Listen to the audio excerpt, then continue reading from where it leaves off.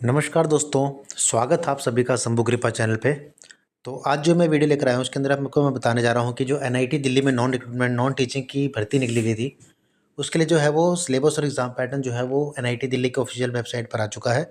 जैसा कि आप स्क्रीन पर देख रहे हैं, जिसमें कि technical assistant, senior technician, senior assistant technician और जूनियर असिस्टेंट, लैब अटेंडेंट और ऑफिस अटेंडेंट का जो है वो किस हिसाब से एग्ज़ाम होगा, क्या उसका पैटर्न है, क्या उसका सिलेबस है, कितनी कट ऑफ होगी, नेगेटिव मार्किंग है कि नहीं है और फाइनल जो सिलेक्शन है वो किस बेसिस पे होगी, उसके बारे में जानकारी सारी दी गई है।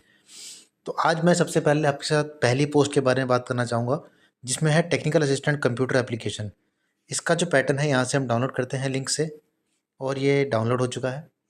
तो इसमें इन्होंने कहा है कि जो पैटर्न होगा एग्ज़ाम का, इसमें 3 पार्ट होंगे, part A, part B and part C. Okay.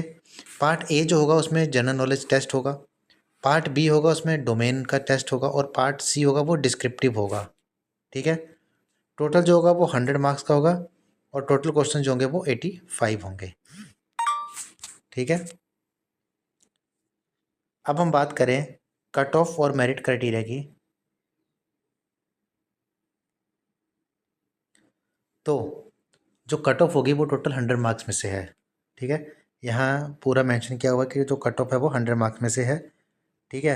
अब हम बात करते हैं कि कैटेगरी वाइज कितनी कट ऑफ। अगर आप अनरिजर्व्ड या ईडब्ल्यूएस में हैं तो आपको कम से कम 100 मार्क्स में से 60 मार्क्स लाने ज़रूरी है, 60%, तभी आप जो है वो क्वालिफाई कर पाएंगे एग्ज़ाम को। मेरिट तो अलग है, ये क्वालिफाई के लिए है। ठीक है। यदि आप ओबीसी में हैं तो आपको कम से कम 55% यानी 55 मार्क्स आने चाहिए 100 में से ओवरऑल। एंड अगर आप SC ST हैं तो आपके लिए 50 मार्क्स इन्होंने रखे गए हैं। ठीक है। अब हम बात करें कि पैटर्न क्या होगा, तो इसमें रिटन टेस्ट होगा। ठीक है। पार्ट ए है, इसमें 20 क्वेश्चन होंगे, हर एक क्वेश्चन 1 नंबर का होगा।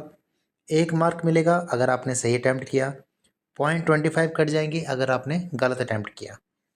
इसी तरह पार्ट बी में 60 क्वेश्चन होंगे, हर एक नंबर का 1 क्वेश्चन होगा। अगर सही जवाब दिया तो 1 नंबर और गलत दिया तो 0.25 जो है वो कट जाएंगे। इसी तरह पार्ट सी में टोटल 5 क्वेश्चन आएंगे और हर एक क्वेश्चन जो होगा वो 4 नंबर का होगा। ठीक है।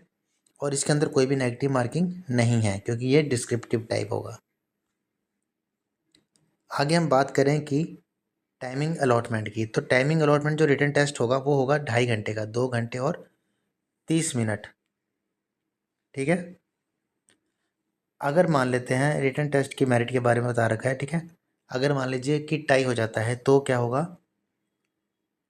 सबसे पहले कि जो डिज़ायरेबल क्वालिफिकेशन मांगी गई है उस पोस्ट पे उस हिसाब से जिसकी होगी डिज़ायरेबल में, ठीक है, उसे प्रेफरेंस दी जाएगी।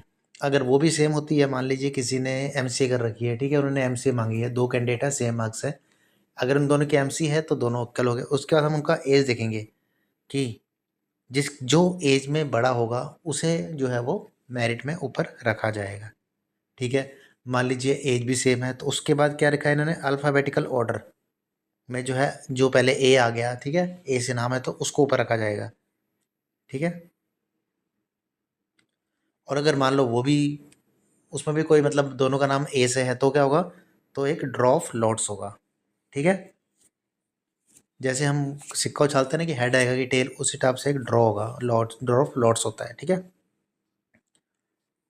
अब हम बात करें कि पैटर्न क्या होगा इवैल्यूएशन क्राइटेरिया का, जो प्रोफिशिएंसी टेस्ट होगा। तो जो प्रोफिशिएंसी टेस्ट होगा, ठीक है, इसमें हम बुलाएंगे 1:6 में। ठीक है।